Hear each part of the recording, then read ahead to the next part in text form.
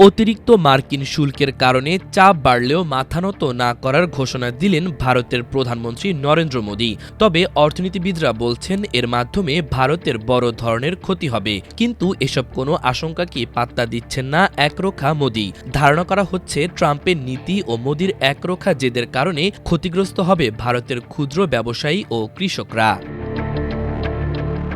গুজরাটের আহমেদাবাদে এক অনুষ্ঠানে বিভিন্ন প্রকল্প উদ্বোধনের পর দেওয়া বক্তব্যে মোদী জানান, আজকের বিশ্বে সবাই অর্থনৈতিক স্বার্থকে কেন্দ্র করে রাজনীতি করছে। তাই তিনি আহমেদাবাদের মাটিতে দাঁড়িয়ে স্থানীয় ক্ষুদ্র উদ্যোক্তা, দোকানদার, কৃষক, পশুপালনকারীদের প্রতি আশ্বস্ত করে জানান, ক্ষুদ্র উদ্যোক্তা হোক, কৃষক হোক কিংবা পশুপালক, তাদের স্বার্থই মোদীর কাছে সর্বাধিক গুরুত্বপূর্ণ।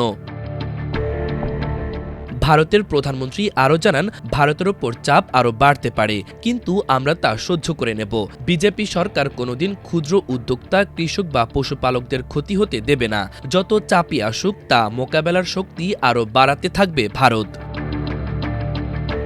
নিজের বক্তব্যে মোদী দেশীয় পণ্যের ব্যবহারের উপর জোর দেন। তিনি জানান, ভারতীয়দের সবার উচিত শুধু ভারতীয় পণ্য কিনব এই মন্ত্র অনুসরণ করা। এ সময় ভারতীয় ব্যবসায়ীদের নিজের দোকানের সামনে বড় বোর্ডে এখানে কেবল স্বদেশি পণ্য বিক্রি হয় এমন স্লোগান লিখে রাখার আহ্বান জানান।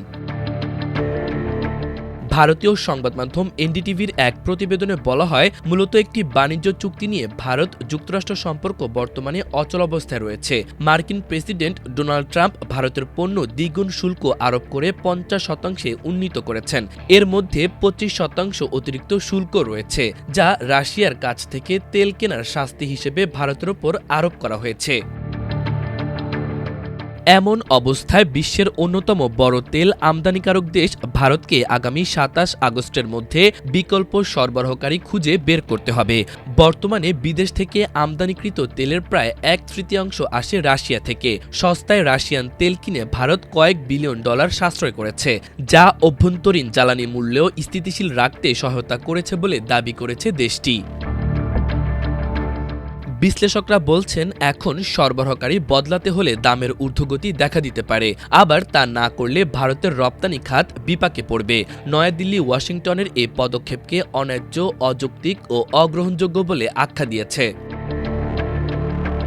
এনডিটিভি বলছে, যুক্তরাষ্ট্রের আরোপ করা এই 50% শুল্ক ভারতের কম মুনাফা শ্রমনির্ভর শিল্পগুলো যেমন রত্ন ও অলংকার, বস্ত্রশিল্প এবং সামুদ্রিক খাদ্য রপ্তানিকে বড় ধরনের ঝুঁকিতে ফেলতে পারে।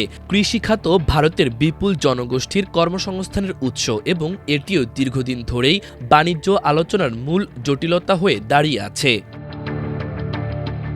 ভারতের কেন্দ্রীয় ব্যাংকের সাবেক গভর্নর উজিত প্যাটেন জানান, ট্রাম্পের এই শুল্ক হুমকি ভারতের সবচেয়ে বড় আশঙ্কাকে বাস্তব করেছে। তিনি সামাজিক যোগাযোগ মাধ্যমে বলেন, চুক্তি না হলে অপ্রয়োজনীয় বাণিজ্য চুক্তি শুরু হবে এবং এতে ক্ষতি অবশ্যম্ভাবী। মাল্টিমিডিয়া ডেস্ক, আমার দেশ।